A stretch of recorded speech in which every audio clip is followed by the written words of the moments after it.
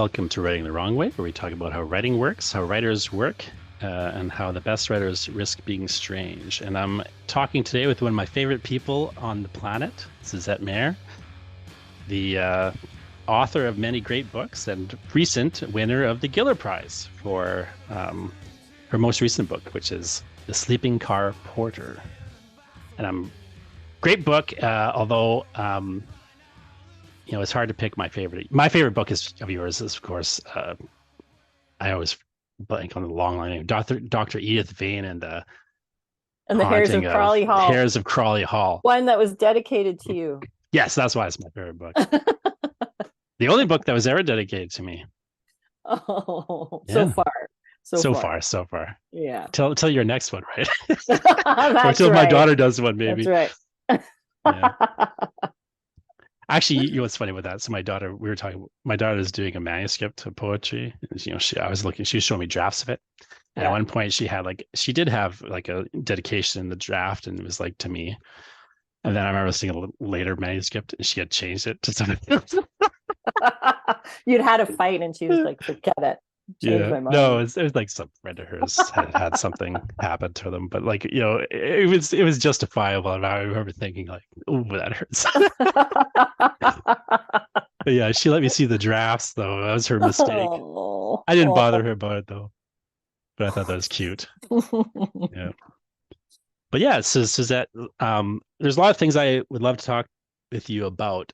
One thing I'll just say right up front here is that for people listening, I will give you the warning that I like to give my students, which is that I'm very likely to ruin these books for you by just randomly, whenever I pops in my head, talking about what happens or how they end or whatever.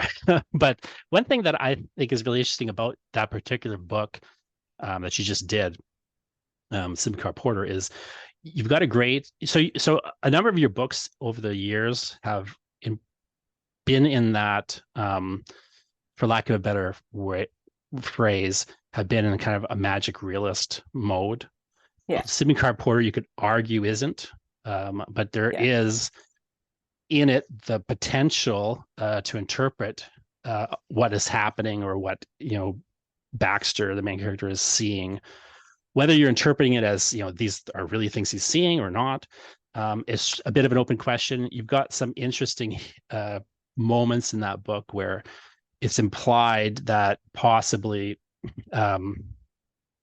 he or other figures are themselves supernatural in nature, without necessarily or not. And you've got just a very ambiguous moments, whereas in other books they're not ambiguous. It's very clearly this thing is happening.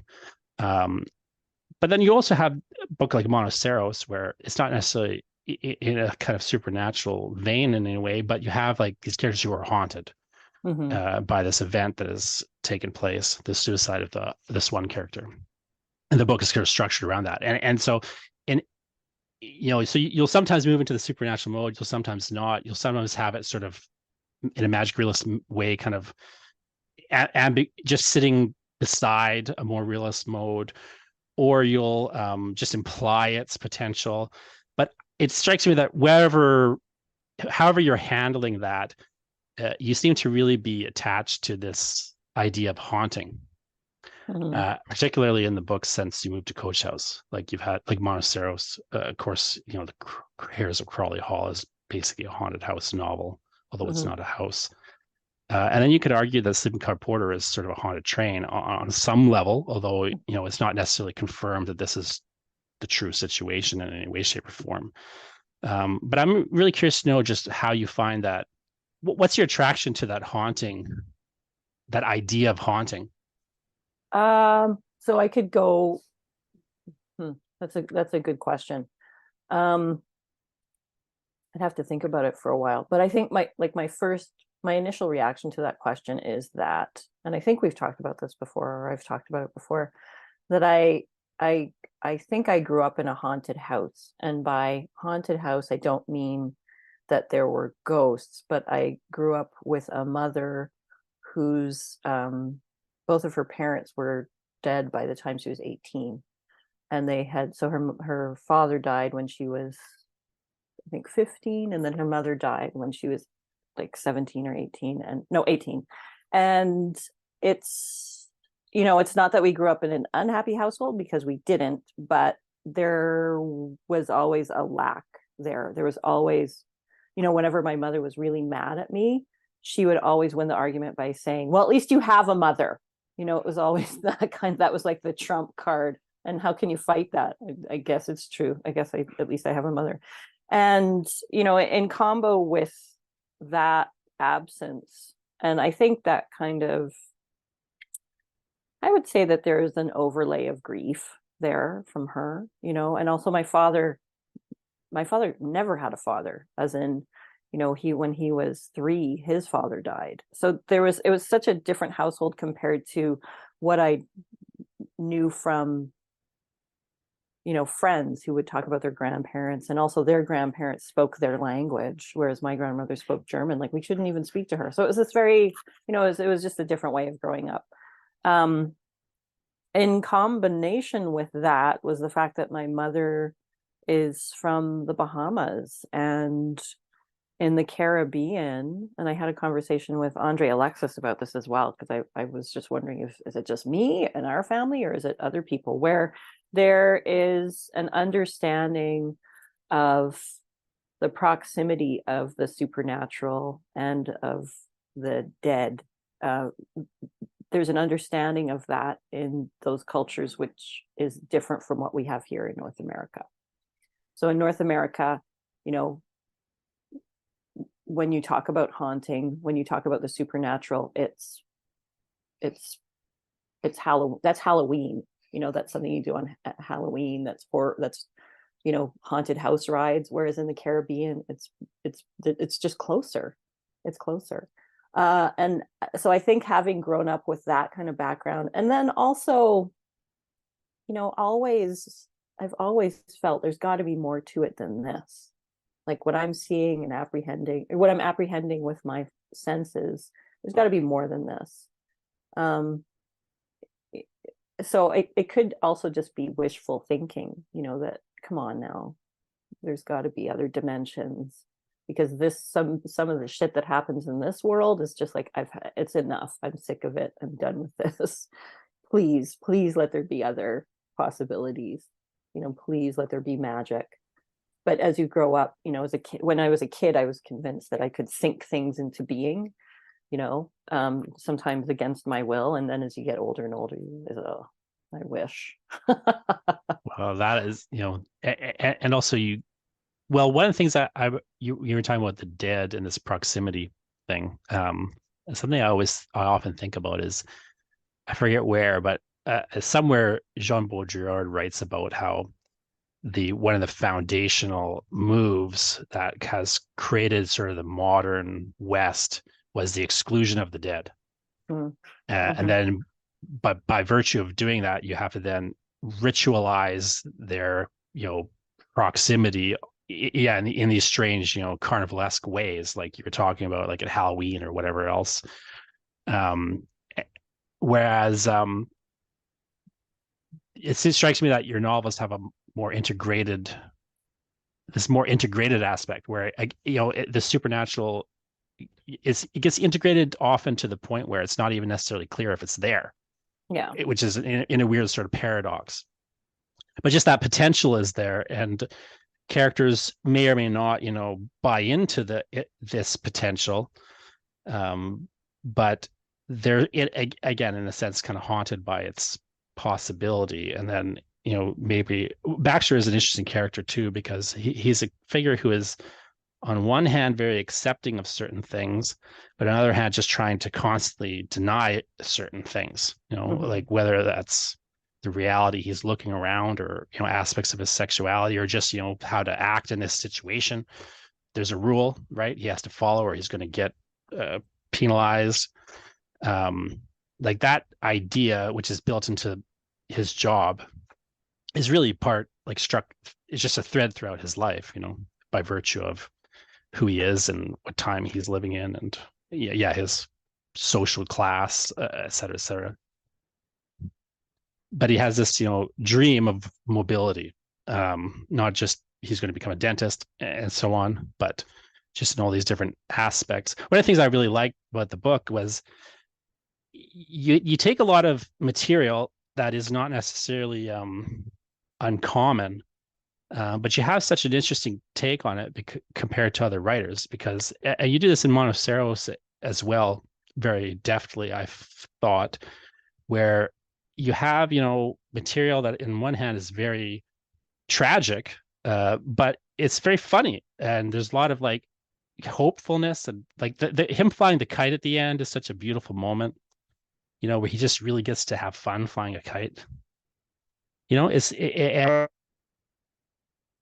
These terrible things have happened, and on other levels, he's um, just been suffering like from one minute to the next. But he gets these pockets of like, his sort of coworkers sticking up for him on a certain level, getting to fly the kite, having these little isolated incidents of freedom. I'm curious to know, just sort of, again, in Monoceros, for people who haven't read that book, Monoceros again sort of deals with the fallout in this community, of this character having committed suicide, and sort of various people who knew him or didn't know him, but nevertheless are kind of in the wave path of it. They're sort of affected by this event and this situation, but it's not necessarily. I mean, there's a lot of humor and joy in it as well, in a weird sort of way, and so it becomes kind of the catalyst for certain people to kind of find themselves on a certain level. So I'm really curious, how you hold those sort of two poles side by side, whereas most people like to separate them, if that makes I sense. wish, yeah, no, I've thought about that before, because I'm sorry to say that sometimes it's just by accident. And when I've tried to do it deliberately, it just doesn't work. So if I try to make something funny, it's just not funny. If I try to make something You tragic, overthink it. it's maudlin, you know. I Maybe the only counterpoint is the way to phrase it. Like, you seem to work with Yeah, counterpoint in a really interesting way. I I hmm, I think it's just, I try really, really, really hard to report things as they are. Like, one of the most satisfying things I ever heard, I think it was like, what's his name, David Cronenberg's version of, that film, the adaptation he did of Naked Lunch, and there's a point so I don't think this is William S. Burroughs' language. I think this is actually David Cronenberg's language, where the typewriter with the anus talks, and it says something like, you know, writers are, just as sad as other people. They live their regular lives. The only difference is they file a report on it. And so I've always felt like more of a reporter of, what I'm recording, what I see, as I see it, as opposed to trying to impose any kind of, well, this is how you should read it, or this is how you should not read it, any kind of filter like that. And I don't know, the only kind of when I have intention, I suppose it's just that whole understanding that, comedy for me is tragedy at a distance. That, when you are deep into something, it's got that incredible momentousness, but then, years later you can laugh about, oh, remember that time you tripped over dad's grave, or whatever, something like that, and it's funny. And the whole notion of, dinner party stories, for example, is all about, well, you went through this very difficult time, but boy, oh boy, is that funny past the salt. Ha ha ha. Telling of stories helps kind of relieve the grief and the weight of a moment. And I think that's maybe what I'm tapping into. I life is also just complicated. Like, let's face it, right? I don't think that we ever are in situations where we're 100% one thing. I don't know how many times I've been in situations where something is deeply, deeply sad. You're at a funeral, for example, and somebody starts laughing about something small and it's ridiculous and adorable. It feels inauthentic to me to just have one understanding of the way a situation is unfolding. One of the phenomena that I think is so interesting in life is where I'll find myself, like, things will be going so badly that I'll find myself thinking it's funny.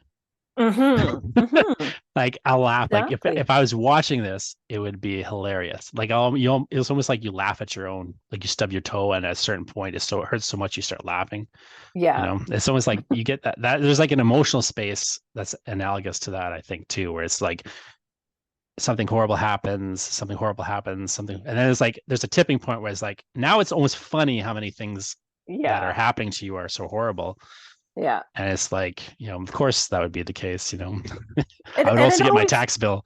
It also depends on perspective, right? So if I'm watching you stub your toe, that's kind of funny for me, even though it's not funny for you.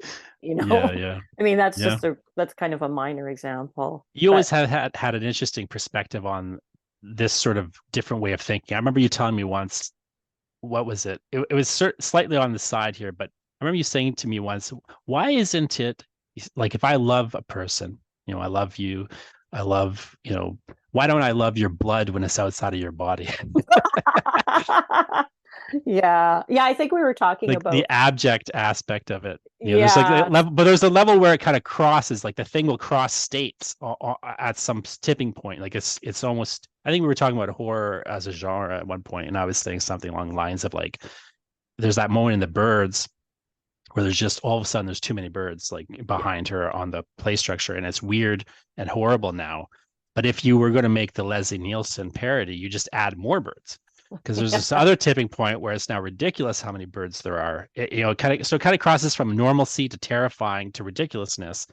Like, those horror and comedy are kind of on that spectrum. And I think you'd probably say tragedy and comedy are kind of on that spectrum too, rather than being like the two masks and the polar opposite.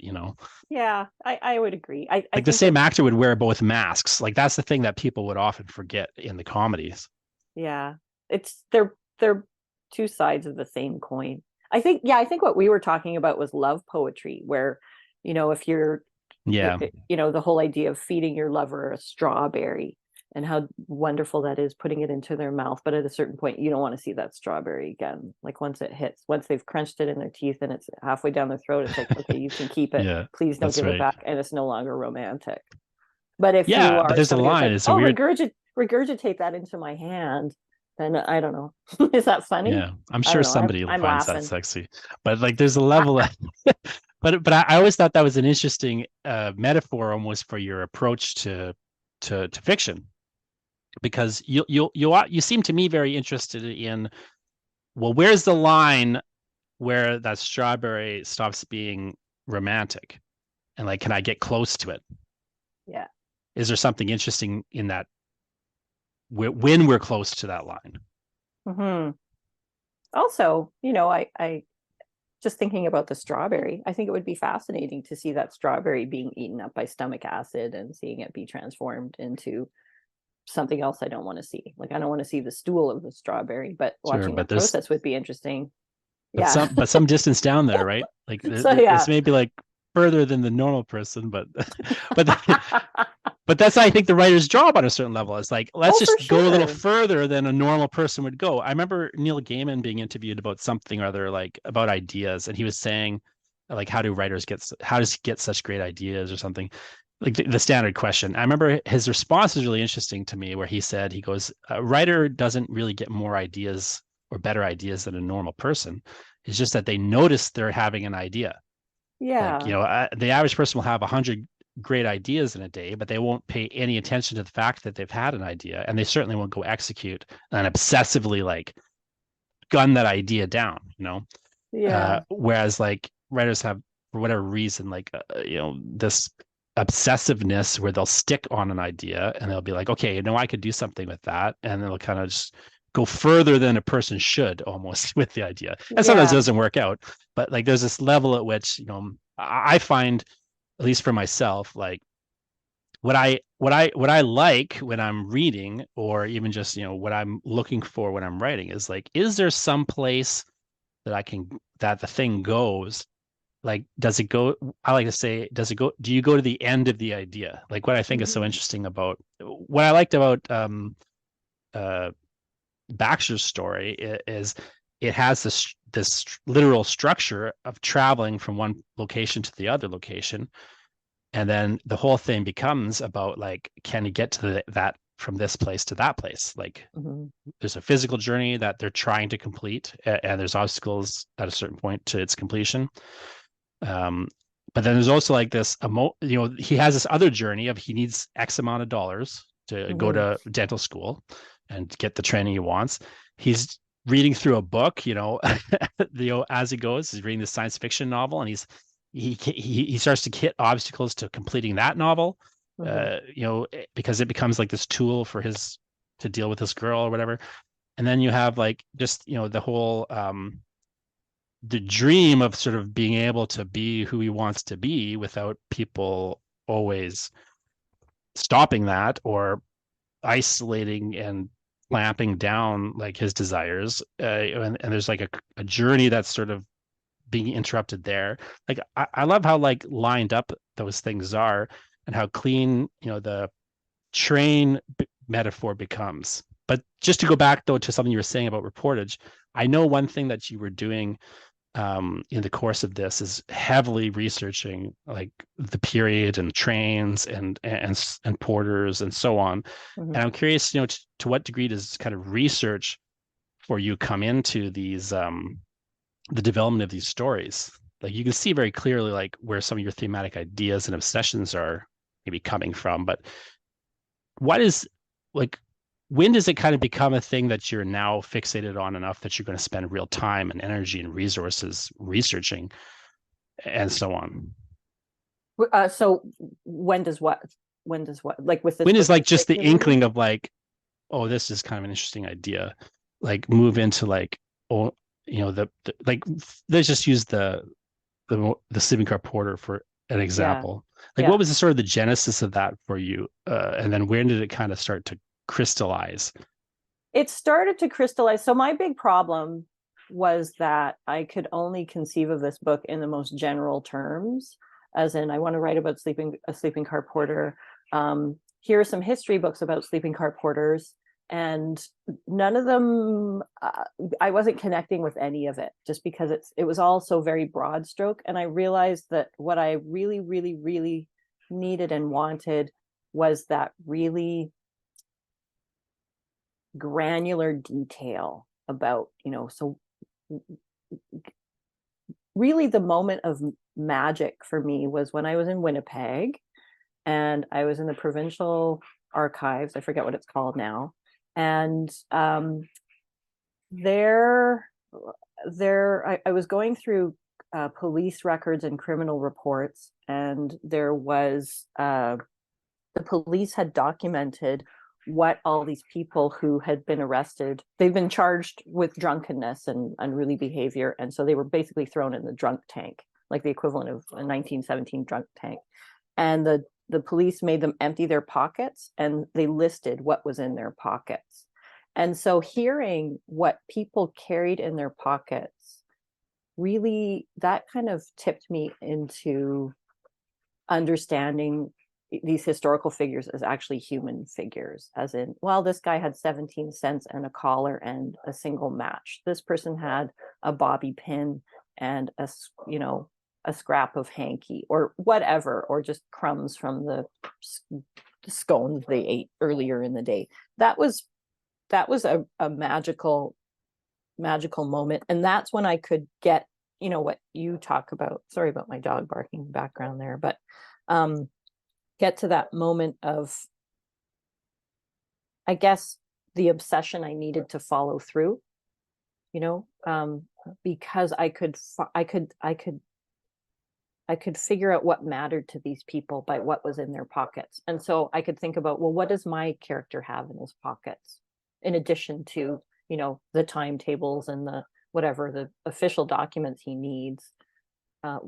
What does he have in his pockets, and what does that say about him? Do you want me to go and get my dog to shut up? Well, for people who don't know, which is probably everybody on the planet, Suzette's dog is also her agent and manager. So I feel like for that reason, it would be improper to tell your dog to shut up. He's negotiating a contract. Yeah, right. That's his job, right? So but seriously, I could go and get him to be quiet. I think he's quiet. It's up to you. It's fine by me. Okay. It's pretty far in the background, so it adds a little bit of color. It's not like over the top what you're saying or anything. Good. Yeah. It's just so distracting. Anyway, so the research and really the structure of that book, the structure of The Sleeping Car Porter came about because I was so afraid of getting the details wrong. Like I had to do a lot of world building basically to figure out, okay, when am I writing? What am I writing? What are the parameters of this world? And I realized that I was only comfortable when the characters were on the train, because there's in Cranbrook, BC, which I visited multiple times, there's a perfectly restored sleeping car from 1929 there, and there's a perfectly restored dining car. And so I knew whenever I walked in there, okay, it's like, okay, here I am in 1929. This is exactly what I would see. This is the pattern of the carpet. This is the texture of the carpet. This is the texture of the upholstery. This is what the light would look like. And so I knew that, okay, if I can, it's just me being terrified and, well, being a coward, which is, I know that if I'm on the train, I know what I'm doing. Once I get off the train, once the characters get off the train, I really don't know what I'm doing. And it's me just being scared. And then luckily it just worked out that, I thought this would be a really interesting kind of claustrophobic environment where all kinds of interactions and struggles could occur because of the limitations of this space. It's really, I remember you were so annoying when you were a student at UC, because I remember I'd written Monoceros or something, or I was working on it, and you said, yeah, I want to hear about it. Like, tell us about it. Yeah, we keep bothering you about it.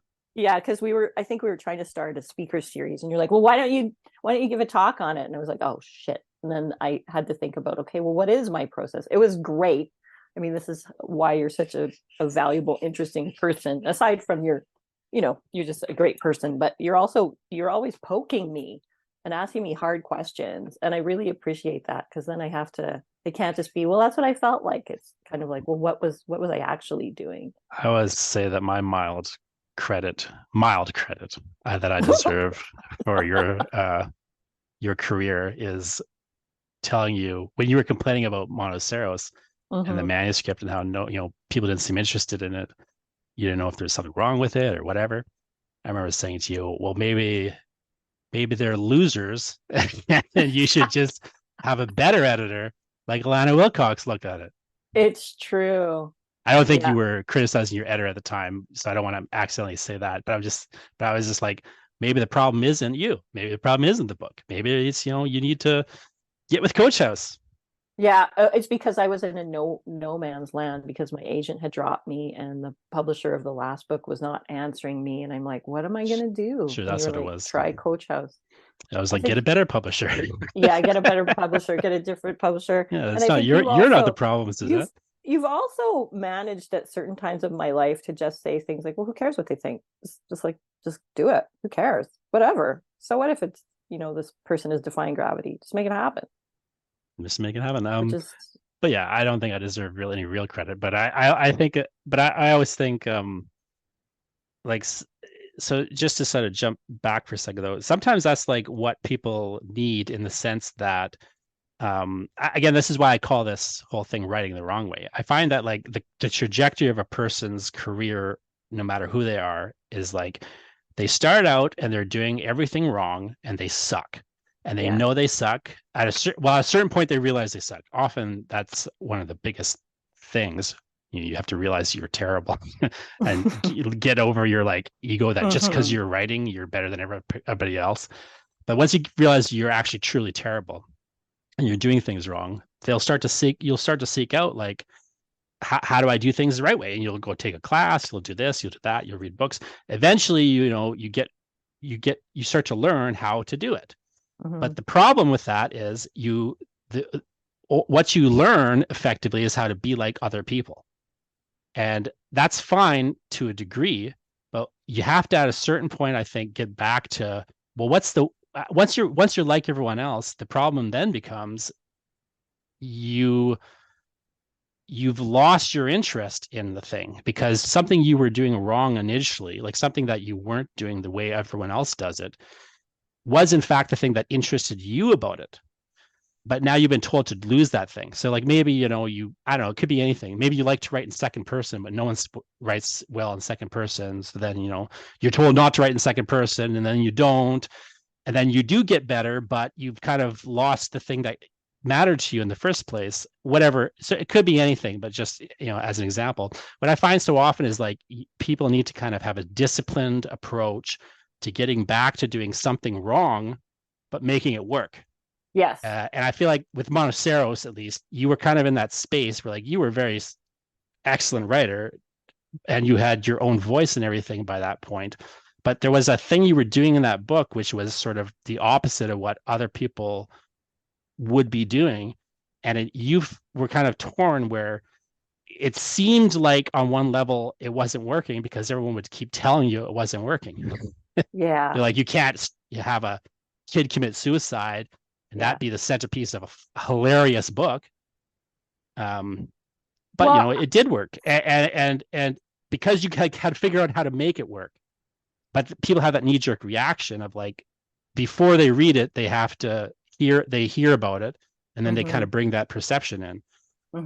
Whereas that's so interesting what you talk about with writing the wrong way, because I think it was you who, I'd written maybe three books. I can't remember.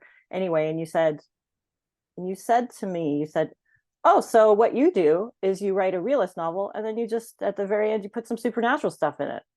And I'm like, oh, that's true. And because I think I was also complaining about a book I'd written, Venus Hum, where it changes genres halfway through. Yeah, I love that. And how that's wrong. You're not allowed to do that. And then because it started out as more of a realist book, and then suddenly it turns into a narrative about vampires halfway through. And I remember just despairing. And then I think it was you who said, well, there's that movie From Dusk Till Dawn that starts out one way and then suddenly it becomes this vampire story. So it was great to have somebody identify, I felt what I was doing was wrong just because everybody else was telling me how weird it was to just, why do you have this supernatural stuff in here? But you basically identified that, well, that's my thing. And it's true. And it's if what it works, do. And if it works, yeah. Yeah, I mean, Venus Hum is the first of your books that I read. And I loved that. I thought it was so great. I mean, I was enjoying the book, but once that happened, I was like, book. Wow, this is great. I was, really blown away. And it became really influential because if you remember, like something that people, Suzette knows, but other people don't know, was that Suzette was my advisor at the University of Calgary when I was doing a PhD, and my creative thesis was a novel. And very much that's what the novel was. It was like, can I make a story where it kind of moves progressively from realism to something more akin to surrealism? Can I just progressively move in that direction and kind of have these stark, shifts like Suzette did in Venus Hum? But I was like, could I get more extreme with it? Or, if I ever can finalize that draft, we'll see who wins, Suzette. But like that being very, very influential on me, because I'd seen a few examples of it, but it's hard to do. Thomas Ligotti, if you haven't read, by the way, Suzette, there's a book, Thomas Ligotti, yeah, he wrote. Did you read My Work Is Not Yet Done? No. It's not his best, but he does that exact thing partway through. He it's fascinating. Like it's like kind of like a realist sort of novel, and then all of a sudden, like literally, like the character says, and then something bizarre happened, and I became imbued with these powers. You don't even, you never figure. It's deranged, and the shift is so shocking and stark, but it just works so well because of the voice that he's established, and anyway, it reminds me sort of a different approach, but it has that same sort of just shift in a hard, weird direction. Yeah, like I always thought that what you did on a certain level was weird fiction. Yeah. Like a bit much classier and more blended with certain other tropes. But fundamentally, I think I would class you as a modern weird author. Oh, well, thank you. I'll take that. Well, It also makes me think of, Flannery O'Connor's A Good Man is Hard to yeah, Find, absolutely. where that story starts out as, oh, it's just a family on a road trip. And then suddenly when the car flips over, it becomes this serial killer story. It's amazing. It is an amazing story. I think you introduced me to that story, actually. But I want to jump back to something you said. You said before everything, you wanted to write. You knew you wanted to write about sleeping car porters, but like, why did you know that? Like, where did that idea come from? That was just Fred Waugh telling me I have to write about sleeping car porters. So he was my old creative writing poetry teacher, and he told me to write about. You know what? That's a lie. When I say I knew I wanted to write about sleeping That's car so porters, interesting. that's a pure lie.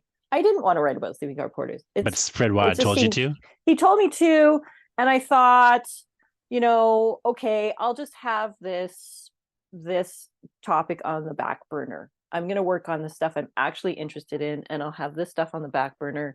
And like I've told you before, it was my fake book. It was the book that I held up to keep people off of me. You always said that over the years. Yeah, you would keep bringing. I would keep asking you about this train book because I didn't know it was about the porter so much. But you kept talking about this train book. You were in Winnipeg researching it and everything. Yeah. And you're like, oh, this is just my fake book that I just pretend that I'm writing.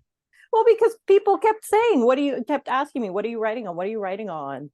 And, I teach at UC, and we were supposed to get shirt grants, and I don't want people doing research for me. I need to do my own work. I don't want to hire a research assistant. And so I got the grant, and then it's like, I thought, okay, well, this seems the most obvious kind of project for a research assistant. And then when I got the chance to find out literally what did people carry in their pockets when they were arrested for being drunk, what did they carry in their pockets in 1917? It was like, oh, this is actually kind of cool. But I really was not interested in the sleeping car porters, partly because, too, every time I brought them up or talked about them, people would say, oh, so you're going to talk about the unions, right? You're going to talk about the brotherhood. You're going to talk about this X, Y, Z. And it was all about, show us how amazing these men are. Lift them up, give us the good story. And I just am that is not my thing. I would rather turn over the rock and see the maggots than look at the rock and appreciate how beautiful the rock is. I don't care. Like, I want to know what's going on underneath.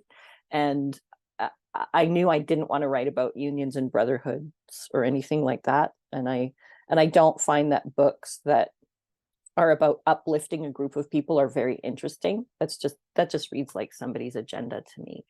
So it was me trying to figure out, who are the individuals, who are possible individuals behind this. And it became really clear, like the maggots under the rock moment was when I was in the Pullman archives in Chicago. And there was all of this literature associated with the creation of the unions, et cetera, but there were also lots of indications of people who didn't want the unions, so there was this handwritten, like this penciled letter, clearly written by a porter to the union guys saying, this is the worst idea ever, and I'm going to come get you losers, like whatever, using 1925 language. But and it was like, oh, like you could read his rage on the paper. It was fabulous. I just love that. But nobody wanted to talk about that, nobody wanted to talk about the uglier parts of it. At the same time, though, it's not an ugly book, like there's this ugly stuff in it, sure, but it's a book that has a real affection for Baxter and sympathy for some of the other people involved in the story, and you have these beautiful little moments. Again, I just keep coming back to the kite. I'm really curious about that kite scene that you kind of ended the book on, Mhm. and how you kind of settled on that as how you're going to end this book. That was because I knew that I needed to have a happy ending. I just did not want to write a book. Another reason why I resisted writing this book for so long was that I thought there is no way this is going to be a book about hope. There's no way this is going to be a book that's even remotely funny, because I'm writing about Black oppression and Black pain. Like, being a sleeping car porter was hard, horrible, degrading work. And I also was writing about somebody who was in the closet, who, if it was discovered that he was gay, at the very least, he'd lose his job. He probably, all kinds of other terrible things would happen to him. And I thought, I don't want to write that. I don't want to write that book. I don't want to write about pain for queer people. I don't want to write about pain for Black people. I need to have a happy ending. And or no, I thought, I can't write it. And then I was talking to my friend Julia Gauntz, who's also a writer, really interesting writer.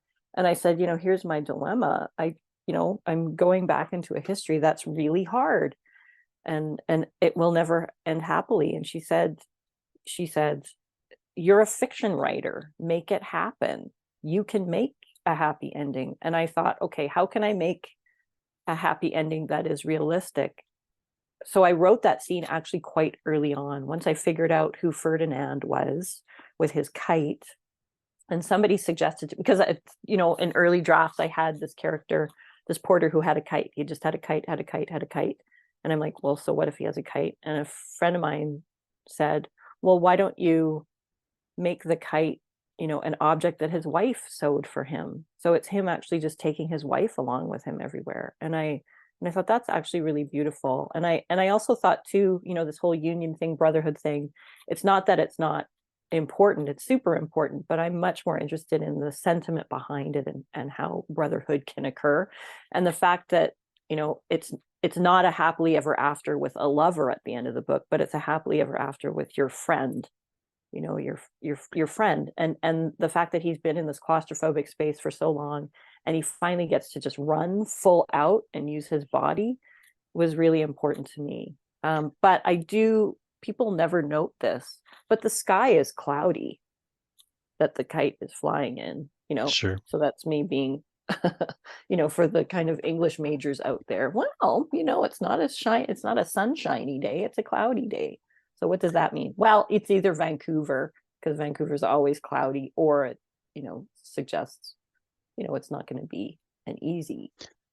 Yeah, but he gets that moment, like, Yeah. I don't think there's any suggestion that he's going to go live an easy life in this Yeah. novel. He hasn't really, in many ways, resolved many of his issues or problems that he has in life. He's got some resolution, like he's got money that he didn't have before, and so on. But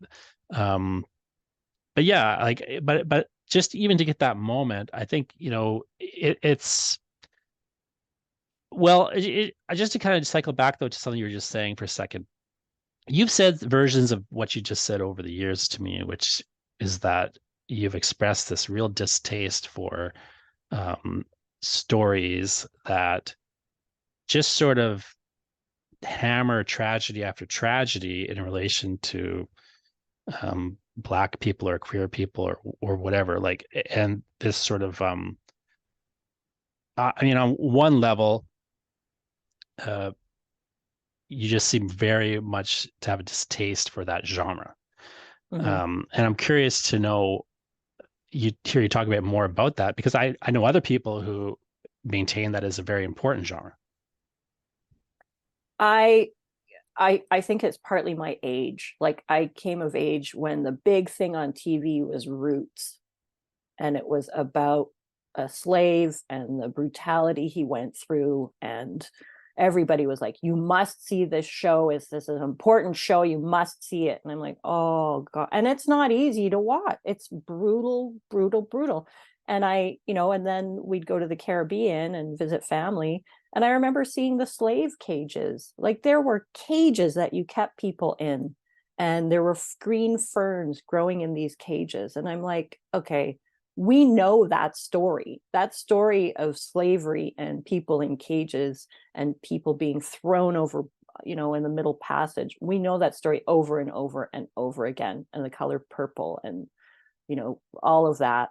And also, when I was growing up, there was nothing positive about queer people, like nothing.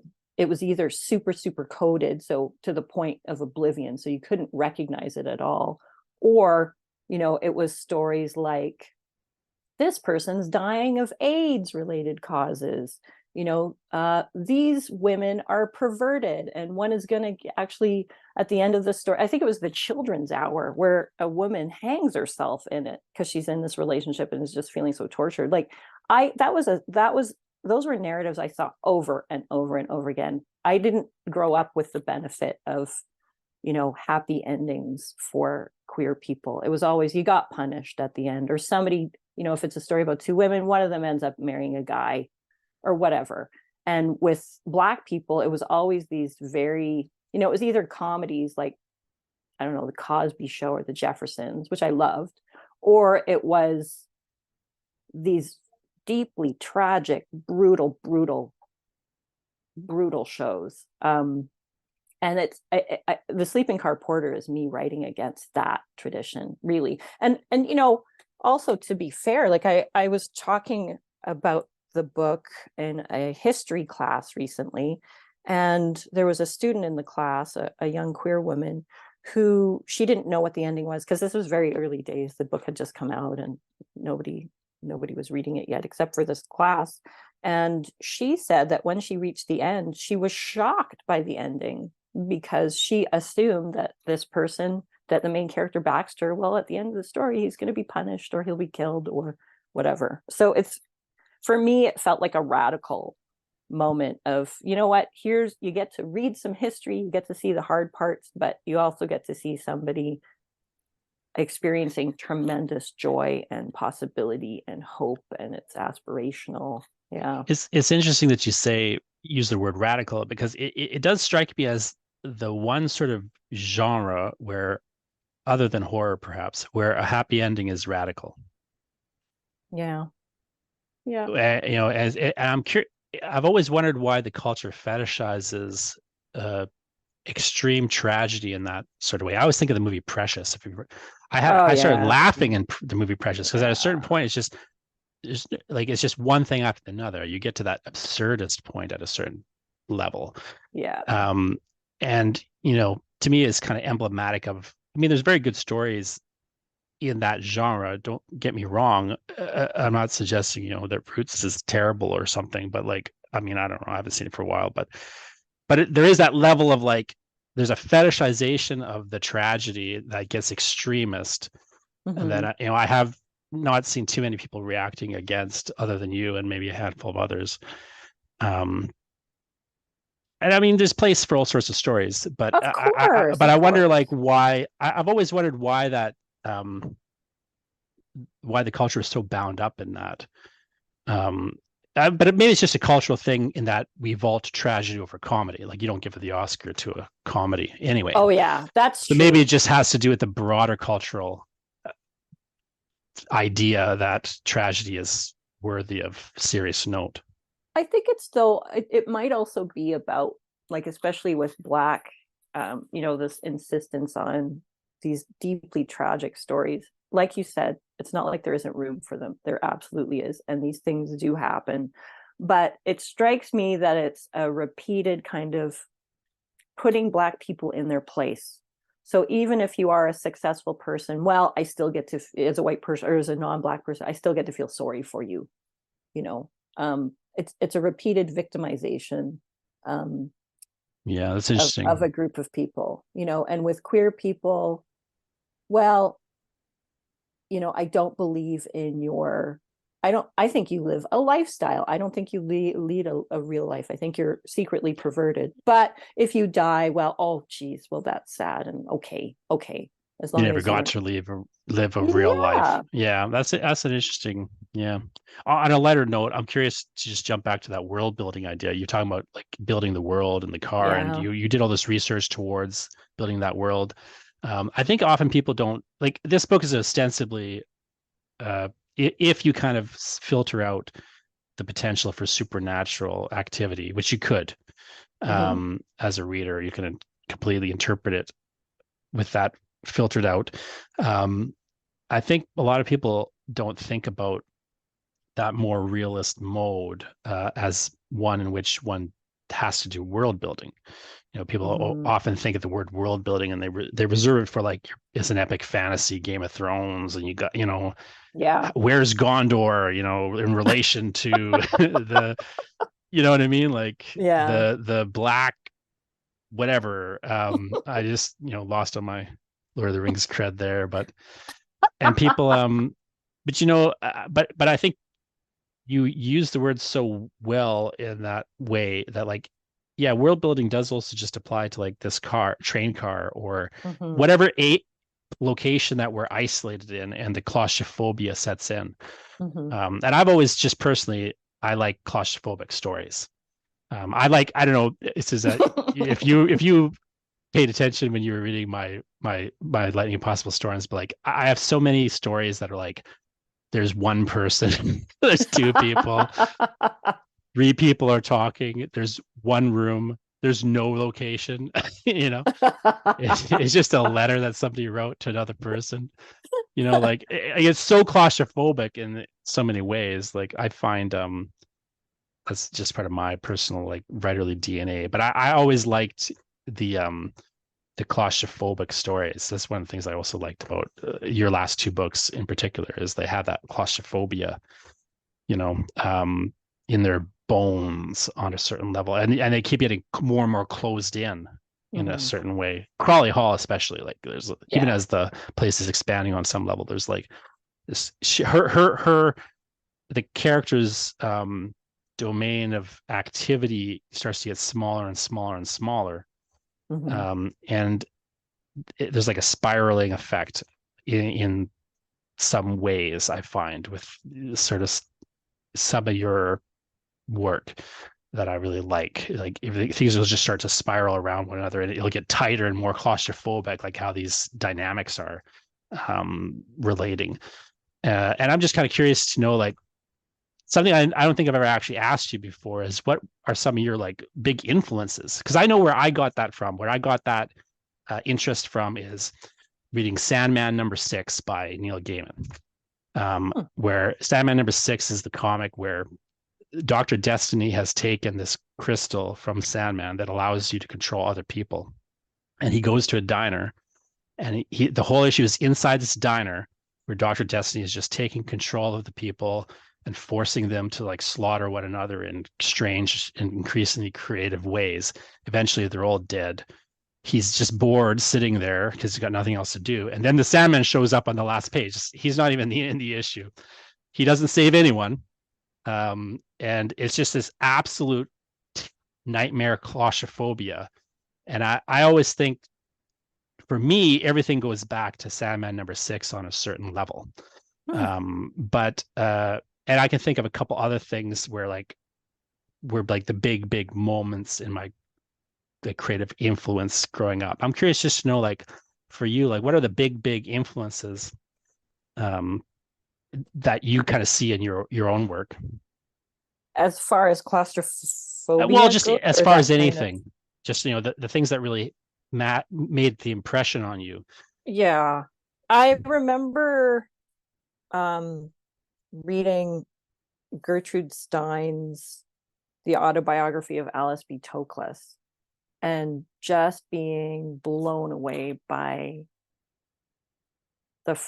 her language, just the way she used language, you know, or Tender Buttons. I couldn't tell you what Tender Buttons is about. Like, I've read it many times, I've taught it. I still don't know what the hell that book is about. But, you know, the fact that she has lines like sugar is a vegetable, I can totally see myself imitating in a line from Edith Vane. Like, I think I have a line that goes, time is gelatin, or something like that. Like, that's pure me ripping off Gertrude Stein, because I just love that so much. And then, you know, I also, I remember when I was doing my bachelor's degree back in the late 80s. And so we were reading some really heavily canonical work, but I always avoided Victorian literature because those books are too damn big. And it's like, no, I don't want to do it. I don't want to do it. So it wasn't until after I graduated, I think, that I started reading books like Jane Eyre well, no, we had to read Wuthering Heights, but I remember reading books like Jane Eyre and Wuthering Heights, and what else was it? There was another book where they're books that are about women trapped inside, basically, and outside. Even when people go outside, they're on the moors and the weather is gross and you don't actually want to be there. So everybody's inside. It's never warm. Like, they light fires, but nobody's ever warmed by these fires. They eat food. The food is not appealing, probably because it's English food. I don't know, whatever. I might have offended a few people there. Whatever. I'm English and I completely agree. It just always read as so dank and dark, and these women are trying to get out, but they can't even get out of their clothes because they're all bound up in these corsets. And so that was super fascinating to me. And juxtaposed, alongside that is a story like A Rose for Emily, or The Yellow Wallpaper, which are once again about women in confined spaces, but they've got these like extraordinary inner lives that are, that you only get a sense of. You just see traces of it, especially with Rose for Emily, like what was going on in that house. And The Yellow Wallpaper, what is actually going on in that marriage. I love those. And I remember being really loving Virginia Woolf, but only some of her books. I really loved The Years, which is this book that once again just reads as very English to me, of a certain period, not Victorian, but later, but where it's just people stuck in houses with each other, and they can't actually, even though they all speak the same language, ostensibly, nobody actually hears anyone. The food is terrible. It's just, but it's still, these are people who are well off. They're doing just fine, but their lives are so miserable. Probably I'm still stuck back then, because I was reading those books during a hugely formative time in my life, definitely. So it's this really, I wish I could say I had other more varied influences, but really I think it was about me reading about women trapped in their clothes, trapped in their houses, eating shitty food, and the sun never shining. and then but then I remember reading, The Color Purple by Alice Walker and Beloved, and suddenly that was like, okay, it's women trapped in their houses, but now it's Black people, and that kind of opened up another kind of door for me that was super important. Well, we both seem to have the kind of obsession with entrapment or claustrophobia, or it's curious. I look at I got my ceiling here. I know where it comes from. I've got my red walls, my womb-like room. Yeah. Well, I'll on that note, maybe I'll free you to go about the rest of your day, so you're not trapped as in my gaze, the gaze of the Zoom camera. It's been a pleasure. It's been a pleasure. Well, it's always a pleasure. Again, everyone listening should check out Suzette's work. My favorite books are the last three. Me too. But Venus Hum's the one that, I mean, I like all your books. I haven't read anything that you've written I didn't like a lot, but it was kind of interesting how it worked. But I just want to tell one little story though, which is when I first my first encounter with Suzette was I was moving to Calgary, like I say, to do a PhD. I'd been accepted there. And Suzette was like going to she's running the creative writing course, and you had to apply into the creative writing course. And I remember distinctly, like, how you had to apply. I was like, well, what's the manuscript you're going to write during this manuscript development course? And I remember writing my little description of the manuscript. And so my first contact with Suzette was her emailing me saying, this is a terrible idea. It's really stock. It's really bland. She goes, your writing sample's good in the sense that it's well written, but if you have a better project, maybe I'll let you in this course. And I remember distinctly, like, I credit you with a lot of my development as a writer, not just because you taught me, but because in that moment, I literally was like, I have nothing else. And I looked at the book I was reading on the table beside me, which was Franz Kafka's America. And I looked at it and thought, well, what if I just changed the title to Canada with a K? What would that be? And I just took the plot of America and tweaked it. And then like sent that to you as like a thing. I'll still finish that book one of these days soon. But like, I remember like distinctly, like my whole like writing trajectory sort of started to change in that direct after that point, because of a random, like, I was like, oh shit, I gotta find a way to press this woman. And I was like, maybe if I do this weird thing. But then I really liked where it started to go in the class. It was just sort of a lark to begin with. I was like, oh, I'll figure it out later. But but then like that course was really great, and it was a great group of people too. But I remember just distinctly, like, it was such a funny interaction initially, and then but like from that point I was like, I don't know, for whatever reason I really liked it. I really liked how you were like, fuck this shit, yours, John, but if you have something better, maybe. I was like, that's so great, like that's what I need. I instantly was like, I hadn't even met you yet, but I was like, this is exactly what I need. This woman is the one who's going to change my life. I think I remember you saying at some point you wanted me as a supervisor because you knew I wouldn't give you too much trouble, but you were also a little bit afraid of me. Yeah. But I also want to add, and you're probably going to edit this out, but I remember getting your application. And I said to Nicole Marcotic, what am I going to do with this? I don't know. This guy, he could go either way. He could be good. He could be terrible. He could be an arrogant little jerk. And she said, he sounds like a snarky little white boy. This is what you're going to write back. And so she dictated that letter. So here I am years later with the snarky white boy. That's funny. Oh, there you go. Friends. Yeah. Well, thanks for being such a great friend over the years, Suzette, and congrats again on your Giller Prize win. It's the only time I ever watched the Giller Prize, and I was not disappointed. So that's very kind of you. It's just between you and me, it's the first time I ever watched the Giller Prize too. So. Well, do you need me to edit that out? No, it's the truth. I'll stand by it. Yeah. Well, thanks again talking to me, and we'll talk again soon, I hope, and keep writing the wrong way, Suzette. My pleasure, and thank you for helping me write the wrong way.